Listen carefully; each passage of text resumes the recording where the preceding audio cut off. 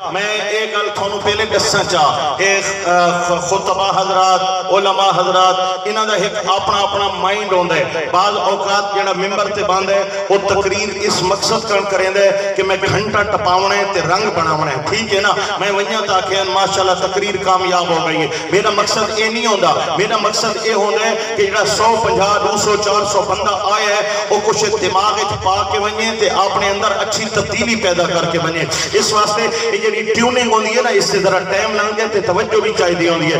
اور دوستو میں عرض کر رہا تھا رب ذوالجلال نے میرے آقا پر قرآن مقدس نازل کیا. اب دنیا کی جتنی اسلام دشمن طاقتیں ہیں وہ قرآن کے خلاف کام کر رہے ہیں, کتابیں بھی لکھتے ہیں, فلمیں بھی بناتے ہیں, کیا کرتے ہیں. اب انہوں نے آج سے تقریباً بڑی توجہ طلب بات ہے, بڑی توجہ طلب بات ہے, آج سے تقریباً آپ کہہ سکتے ہیں کہ 70 سال پہلے یعنی کہ 1950 کے اندر دنیا کے تمام یہودیوں نے اور عیسائیوں نے اور اسلام دشمنوں نے, جن کا بس ماٹو یہ ہے کہ ہم نے چاہے جس مذہب سے بھی ہیں اسلام کے خلاف کام کریں گے, انہوں نے کہا کہ دنیا میں جتنی انجیلیں ہیں اور جتنی توراتیں ہیں, ان کے پاس انجیلیں بھی بہت سی ہیں, ہمارے پاس ایک ہی قرآن ہے نا, ان کے پاس بہت سی انجیلیں ہیں, بہت سی توراتیں ہیں, یہ فلاں کی انجیل ہے, فلاں کی انجیل ہے.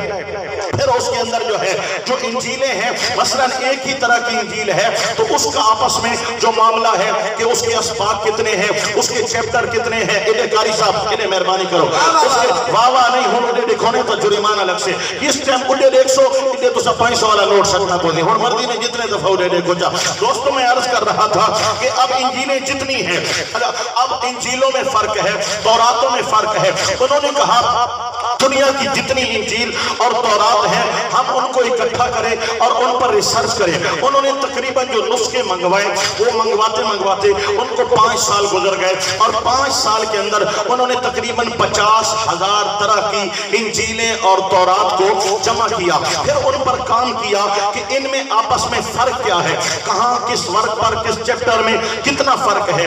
انہوں نے 15 سال بعد اس پر تحقیق کی, یعنی 1950 میں کام شروع کیا اور 1970 تک وہ کام کرتے رہے. یا 1970 میں انہوں نے رپورٹ دی, ریسرچ جو آیا تھا انہوں نے گوگل پر اس کو وائرل کیا تو ان کو جواب یہ آیا کہ جناب دنیا کی تورات اور انجیل کو ہم نے جب جمع کیا ہے ان میں 1,25,000 سے زیادہ تضادات نظر آئے ہیں.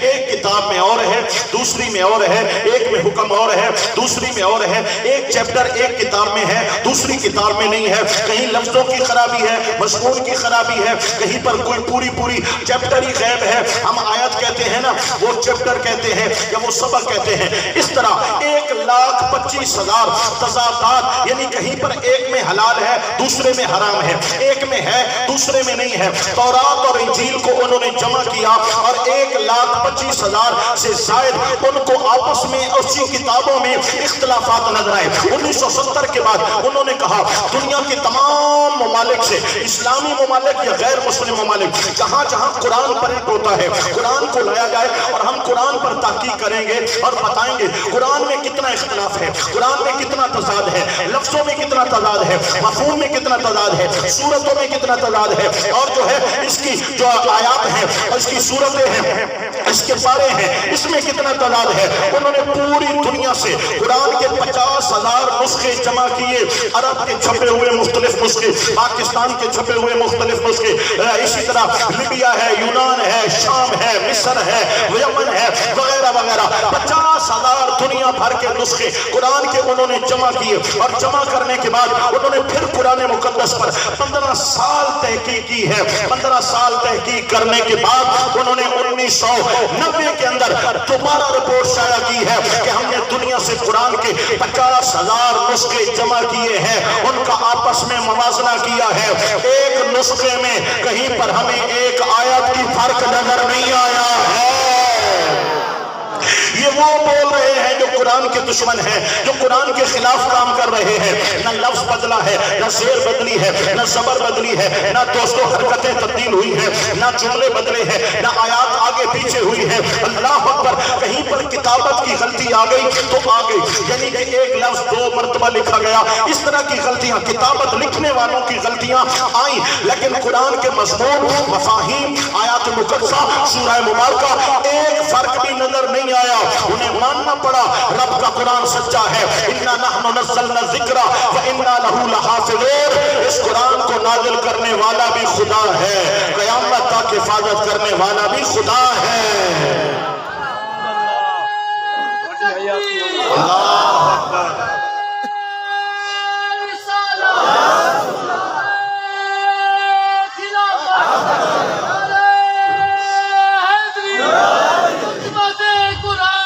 زندہ باد، ماشاءاللہ۔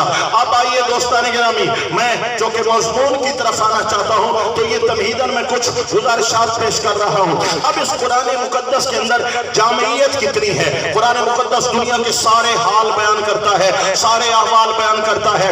اگر آج سائنسدان اپنی سائنس میں ترقی کر رہے ہیں تو ان کا بھی مرکز و محور اللہ کا قرآن ہے۔ جب سائنسدان بہت تحقیق کے بعد کوئی نئی چیز ایجاد کرتے ہیں اور کہتے ہیں ہم نے یہ کر لیا تو اس کو مسلمان بناتے ہیں کہ 1400 سال بعد آج تمہاری سائنس جہاں پہنچی ہے، رب کے قرآن نے اس کا ذکر 1400 سال پہلے کر دیا ہے۔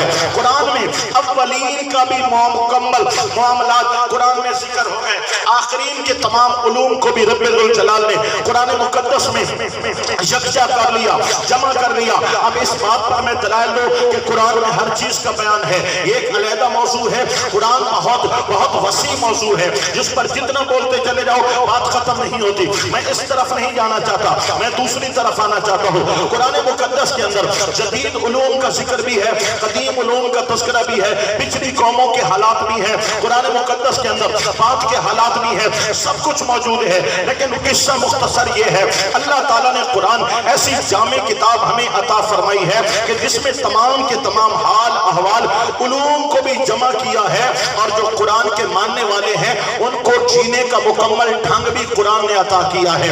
اگر ہمارے عقائد کا مسئلہ ہے، جملہ عقائد ہمارے قرآن مقدس میں موجود ہیں۔ اگر عقیدہ اللہ کی ذات کے لیے ہے تو مکمل عقیدہ رب الجلال کی ذات کے لیے، وہ واحد ہے، وہ لا شریک ہے، وہ یکتا ہے، وہ خالق ہے، وہ مالک ہے، وہ کن کہہ کے زمین و آسمان پیدا کرنے والا ہے، وہ اپنی کل کائنات بنانے میں بھی تنہا ہے، چلانے میں بھی تنہا ہے، وہ رب ہے، وہ واحد ہے، لم یلد ہے ولم یولد ہے، وہ رب الجلال ہے۔ یہ مکمل قرآن کے اندر عقائد موجود ہیں۔ اور جب اللہ کریم اپنی ذات پہ دلالت، ایک ایسی ذات جس کو دیکھا نہیں ہے اس پر یقین کرنے کے لیے دلائل دیتا ہے، تو رب الجلال آنکھیں کھول دیتا ہے۔ مکے کے کافر دل کے اندھے تھے، دلوں پہ مہریں لگی ہوئی تھی، ان کو سمجھ نہیں آئی۔ قرآن ان کی زبان میں نازل ہوا تھا اور قرآن نے پکار پکار کے کہا تھا ذرا دیکھو تو صحیح، یہ زمین کو پھیلانے والا کون ہے؟ آسمان کو بغیر ستون کے کھڑا کرنے والا کون ہے؟ آسمان کو اٹھانے والا کون ہے؟ یہ دریاؤں کو چلانے والا کون ہے؟ کون ہے جس نے سمندروں کو گہرائیاں دی ہیں؟ کون ہے جس نے ستاروں کو چمک دی ہے؟ کون ہے جو سورج اور چاند کا ایک نظام چلا رہا ہے؟ کون ہے جو دن اور رات کی تبدیلی لا رہا ہے؟ کون ہے کہ تم زمین میں دانا ڈالتے ہو، وہ زمین پھاڑتا ہے، اس دانے کا سینہ پھاڑتا ہے، تمہیں سبزیاں دیتا ہے، تمہیں پھل دیتا ہے، تمہارے کھیت لہلہاتے ہیں۔ یہ میٹھے چشمے دینے والا کون ہے؟ یہ پھلوں کو ذائقہ دینے والا اور پھولوں کو رنگ دینے والا کون ہے؟ کون ہے جس نے انسان کو اتنا پرفیکٹ بنایا ہے؟ اپنے پاؤں دیکھو، اپنے ہاتھ دیکھو، اپنے دانت دیکھو، اپنی آنکھ دیکھو، اپنے کان دیکھو۔ ایک بندہ جس کا ایمان نہیں ہے اگر آنکھیں کھول کے قرآن کو پڑھتا ہے بغیر دیکھے اسے رب کی ذات پہ یقین ہو جاتا ہے۔ قرآن عقیدہ اس طرح سے مضبوط کرتا ہے۔ میرے آقا نبی پاک صاحب الاولاد صلی اللہ علیہ وسلم کے ساتھ جڑ جانے کے عقائد و نظریات جو ہمیں سکھائے جاتے ہیں کہ اپنے محبوب پہ جان دے دینا، اپنے نبی پہ اپنی عزت قربان کر دینا، اپنے محبوب کریم علیہ السلام کے ساتھ مکمل طور پہ وابستہ ہو جانا، یہ عقیدے اور نظریے بھی ہمیں اللہ کے قرآن میں دیے ہیں۔ ذرا دیکھو تو صحیح، لِتُؤْمِنُوا بِاللَّهِ وَرَسُولِهِ، اللہ کہتا ہے اللہ رسول پر ایمان لاؤ، وَتُعَزِّرُوهُ وَتُوَقِّرُوهُ، دو بار کہتا ہے مصطفیٰ کا ادب ضروری ہے، مصطفیٰ کا ادب ضروری ہے۔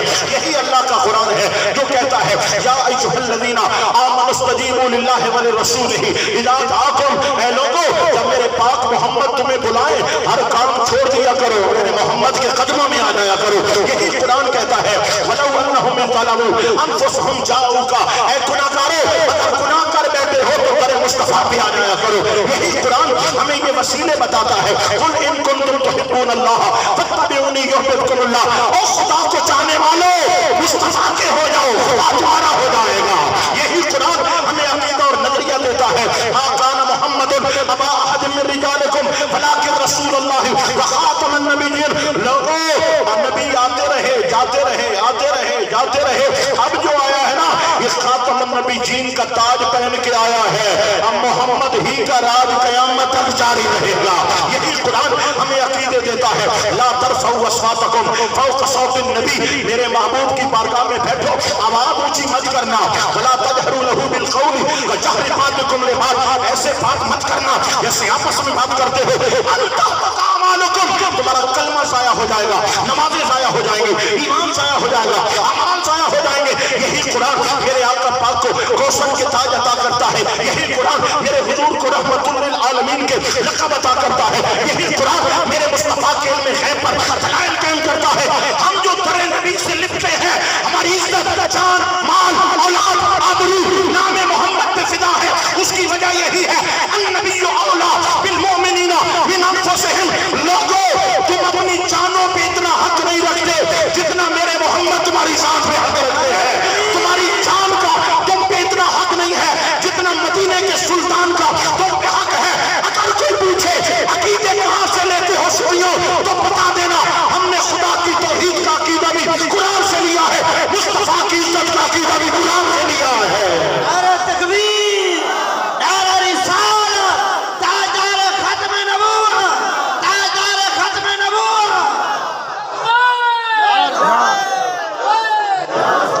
उम्र दराज, उम्र जज़ाकुमुल्लाह खैरुल जज़ा।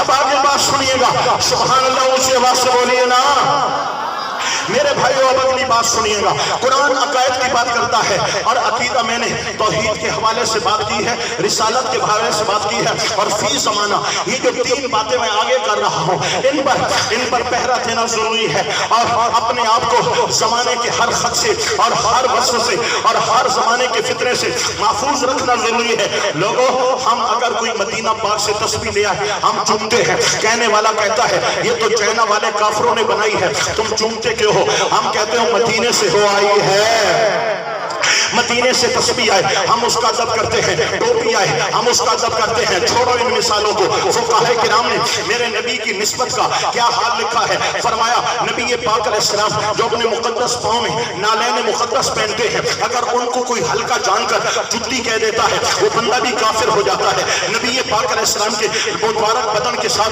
जो लिबास लगा है, अगर कोई उसको मैला कह देता है, वो बंदा भी काफिर हो जाता है। नबी पाक की निस्बतों का हया ये ईमान है, ईमान है। दोस्तों, मैं कहूं कि लाजिम है, ये लफ्ज हल्का है, नबी करीम की निस्बत का अदब करना। अगर मैं कहूं कि जरूरी है, ये लफ्ज भी हल्के दर्जे का है। लाजिम बोलो, ये भी निचले दर्जे का है। फर्ज है, ये भी निचले दर्जे का है। नबी की निस्बत का हया करना ईमान है और हया ना करना खुला कुफ्र है। बात समझ में आ गई है? निस्बत रसूल का हया और अदब ये ईमान है और हया ना करना, अदब ना करना ये कुफ्र है। तो बताओ, अगर मदीने के ज़र्रों को निस्बत हो जाए तो हया लाजिम है, उहद पहाड़ को निस्बत हो जाए तो तक़द्दुस और इज्जत और इहतराम लाजिम है। ला उक़सिमु बिहादल बलद व अंत हिल्लुम बिहादल बलद। महबूब पूरे शहर मक्का की कसमें उठाएंगे मक्के को इज्जत देने, क्योंकि मक्के की गलियों ने तेरे महबूब करीम की तलियों को चूम लिया है। तो अब बताओ, ये निस्बतें बेजान चीजों की हैं, वो मुक़द्दस बस्तियां जिनको असहाबे रसूल की निस्बत मिली है, असहाबे रसूल की निस्बत मिली है, आले रसूल की निस्बत मिली है,